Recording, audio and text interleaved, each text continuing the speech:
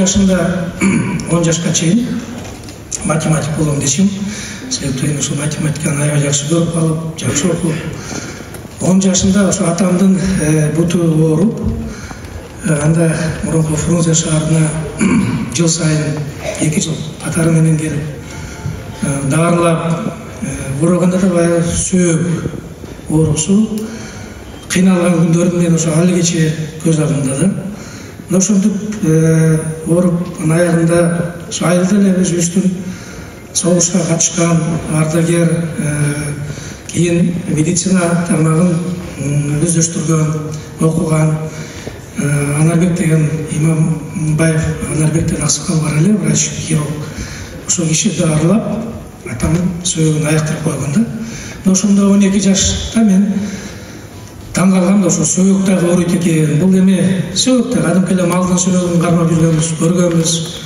Ошо кантип ооруйт, кандай, эмне үчүн ооруйт, ана муну кантип дарыласа болот, эмне үчүн сөөк баягы ириндеп кетет, чирип кетет, анан аны тазаласа болот деген ушундай сөздөр, ойлор мени ошо бала кезимде мага ушундай ой келген да. Ошондо мен 12 жашымда ушул дарыгер болом, дарыгер болгондо дагы ушул сөөктүн дарыгер болом деп ушул кесипти тандап, ушуга бир мындай аракетин жасадым да. Ошол аракетти жасап, мединститутка өттүк, 81-жылы аны бүттүк.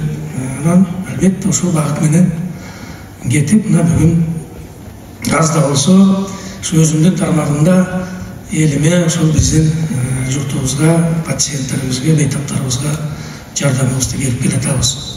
Бул менен эмнени айткым келет? Балдар, алтындарым, кесипти туура тандаш керек. Сөзсүз эле бардыгы депутат боло бериш керек эмес, же дарыгер болушу, же милиционер. Ар бир кесип бул өзүнүн, ар бир кесиптин өзүнүн жакшы жактары бар.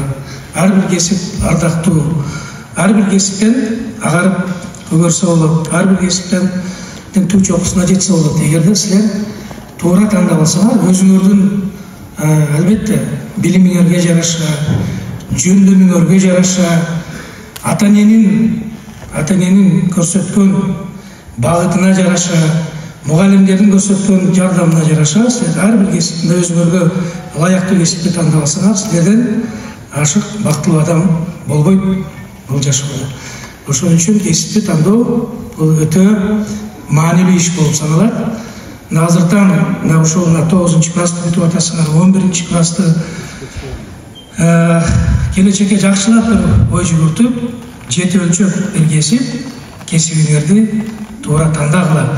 Туура тандасаңар, мына мен отурган агай эжелериңерди силер дагы кыргыз элибиздин, мамлекетибиздин келечегине жараган улуу азаматтардан болосуңар.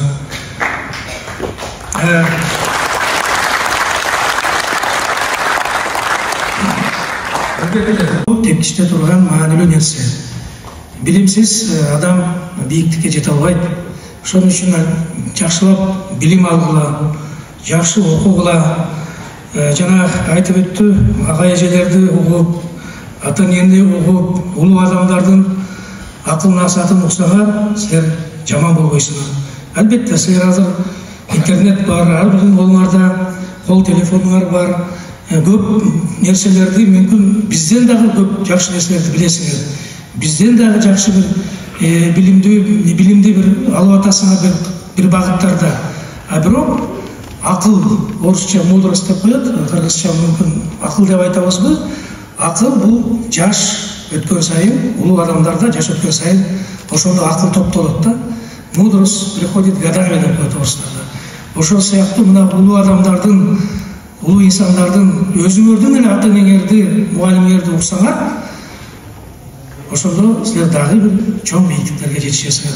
Мен ушул жакта дагы өзгөчө айткым келет, улууларды уккула, жакшы тарбия алгыла, жакшы окугула, келечегиңер кем болсун, өмүрүңөр узун болсун, бактылуу болгула.